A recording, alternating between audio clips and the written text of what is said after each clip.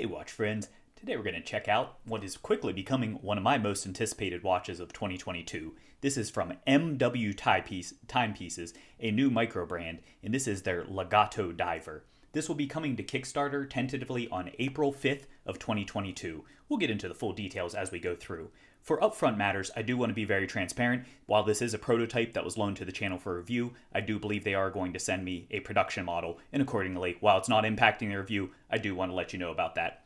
Additionally, if you haven't already seen it, I did feature an unboxing. Do definitely encourage you to check that out. The packaging material in this is fantastic. It comes with an absolutely gorgeous wood box. It comes with a nice warranty card inside, microfiber cloth, booklet, as well as it comes with an extra strap in this bracelet that we'll look at throughout the video.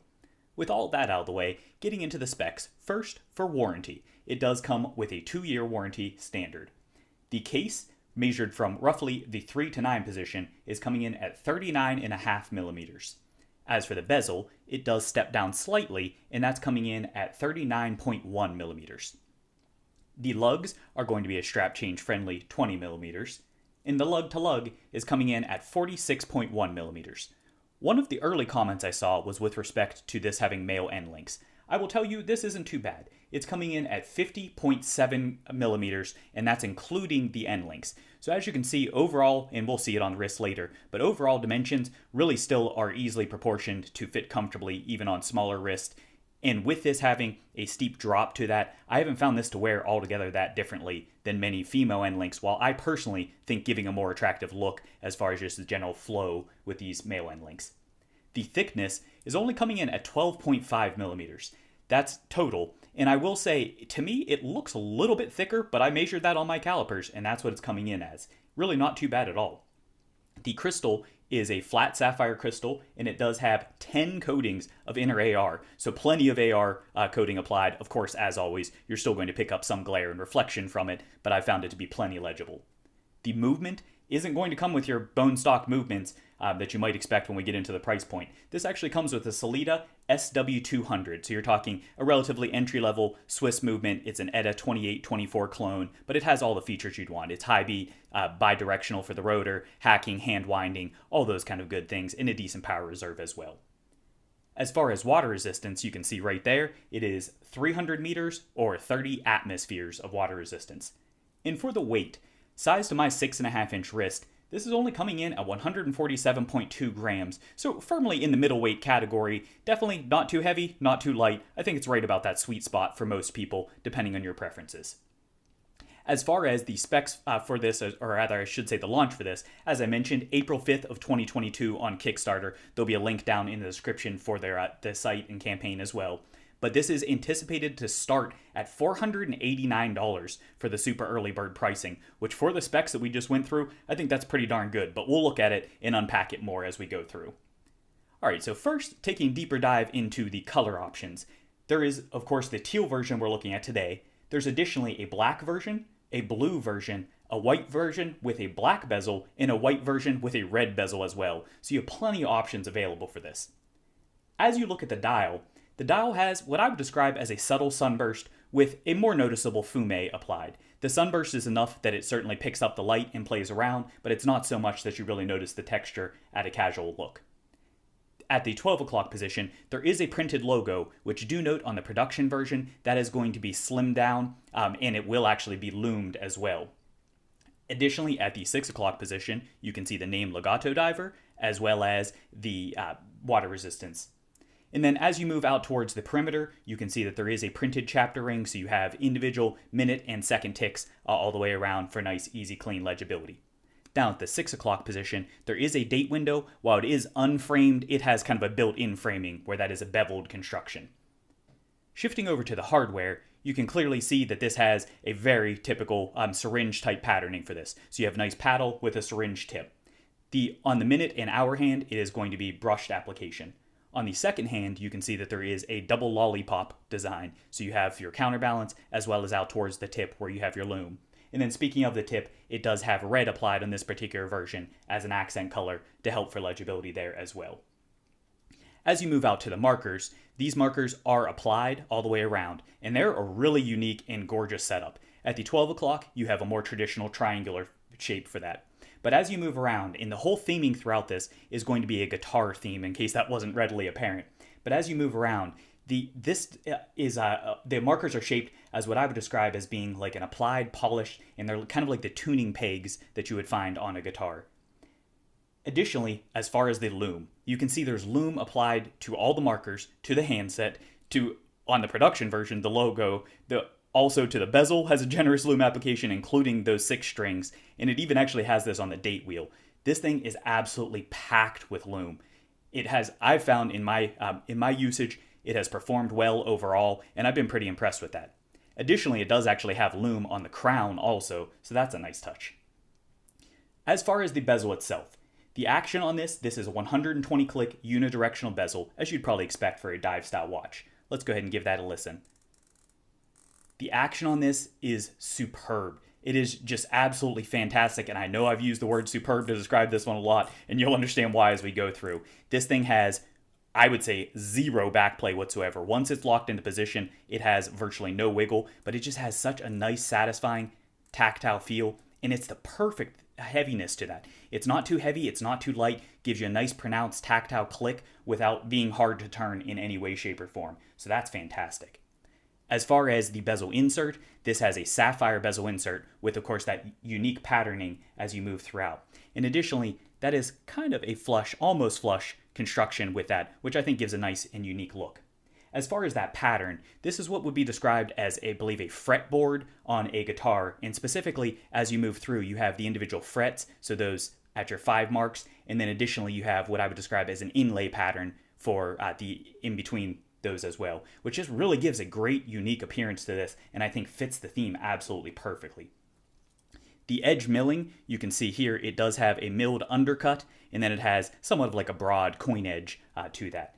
The construction is great. We already talked about the action itself, but the grip on this is really nice as well. It's easy to grab a hold of, no slippage whatsoever. Fantastic job on the overall for the bezel. As far as the case, this has a pretty classic and traditional case shape to it overall. You can see it's a nice clean flow as you go across. It does have, of course, down-turred lugs. The predominant finish is going to be brushed, but it does have generous applications that are very well applied of polishing at both the top and bottom position. So nice chamfers to break those edges, as well as to visually increase the overall look. As you shift over to the aerial of the lugs, you can see that carries over, and again, just continues that nice clean flow throughout. As you move over, you can see this does have drilled lug holes, and then additionally, around the crown, there is no crown guard in this, which again, I think fits the overall theming and look for this well. The crown itself measures in at 6.9 millimeters, and this, as you'd probably expect, is a screw-down construction for that. The texture is going to be a well-applied knurling, very easy to grip a hold of, no slippage there, and I think it looks pretty good for that overall. We already looked at and saw that this does have both a signed and loomed crown applied for this. So that's a cool touch as well, and sticks with the overall theme of having loom everywhere. As for the caseback is going to be a screw-in construction, so not screwed down, it's actually held with screws. As you move throughout, one of the things you're immediately going to notice is this has very ornate, fanciful milling all the way around. It's on the flat surface, it's on the perimeter surface with embellishments throughout there, in addition, of course, to the overall text engraving that it has. So fantastically done there, too. Man, I don't know how many superlatives I can use throughout this video, but it's been very impressive watch overall. The construction is going to be an exhibition type design, so you do have that window. And then as you see in the middle there, it is designed to replicate an acoustic guitar, so that's, I believe, called the sound hole, and that's where you can see the 6 strings going across that opening that you would see in an acoustic. The finishing on that is going to be a radial brushing all the way around the perimeter as well.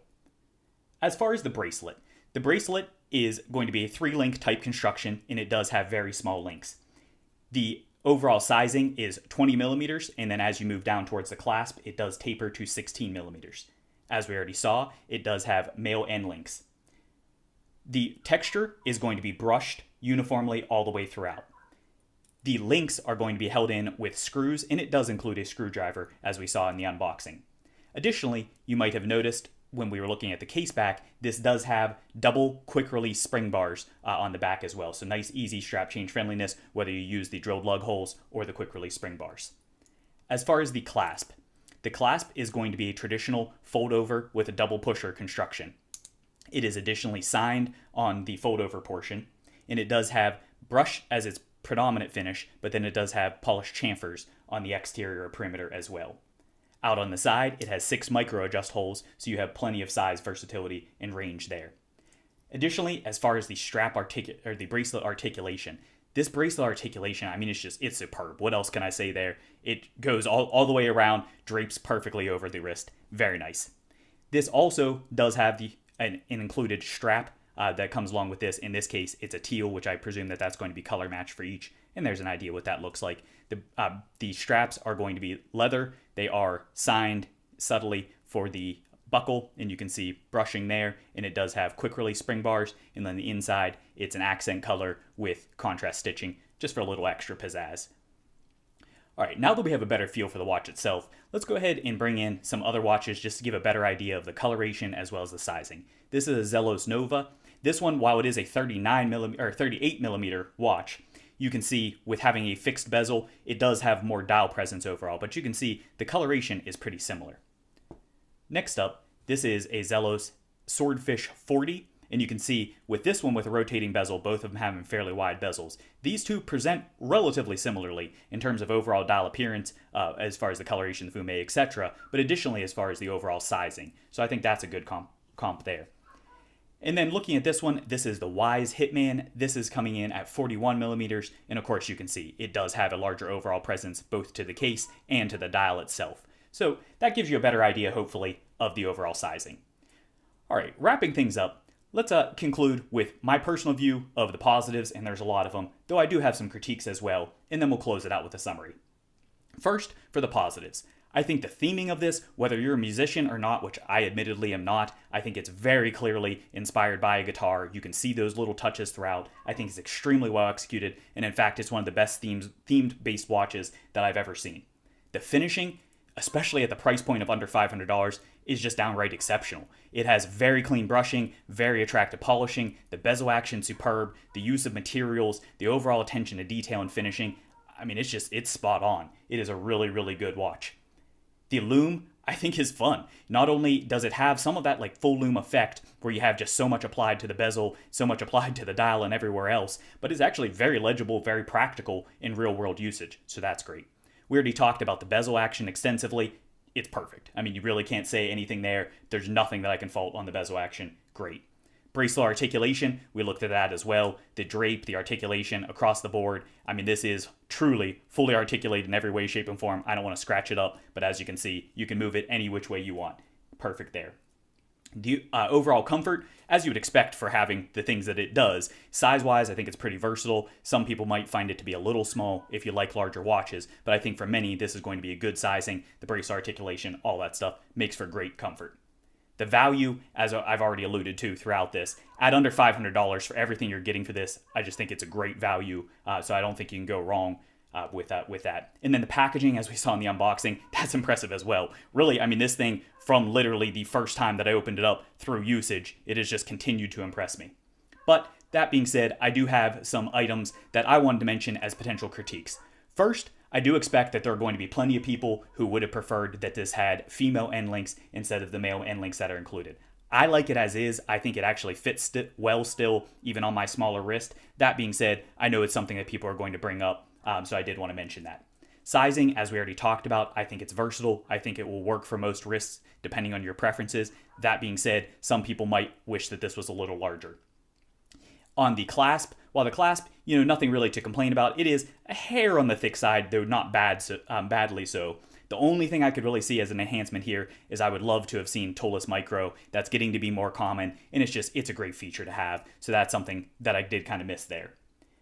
This has, if you notice the bezel alignment, I didn't talk about that, but you can see, look spot on there at these three positions. There almost seems to be like a parallax effect that goes on where you get a little bit of that distortion, where it seems like it's not perfectly aligned at the 12 o'clock. However, if you look everywhere else, and if you change the angle, it does look lined up perfectly there as well. So I don't think that's actually an issue. The centering appears to be spot on, but I did want to mention it in case it's something that you noticed as you were going through.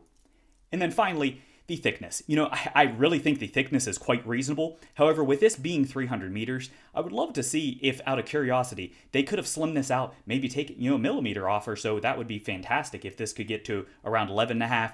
If they went down to 200 meters water resistance, I think that'd be more than enough for most everyone as far as how they're going to use this watch. And that's something that I think would have enhanced it a little more, though really not too bad at all with the overall thickness. So where does that leave us?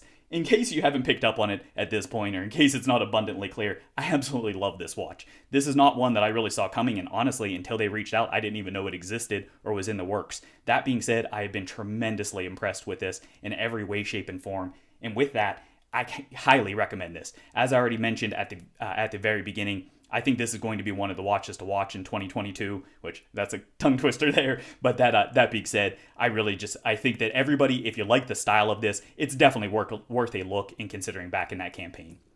So I hope this video has been helpful for you. If you did enjoy this, please do hit that like button. Additionally, if you haven't done so already, please do smash that subscribe button. Greatly appreciated, tremendously helps the channel. Thanks for watching.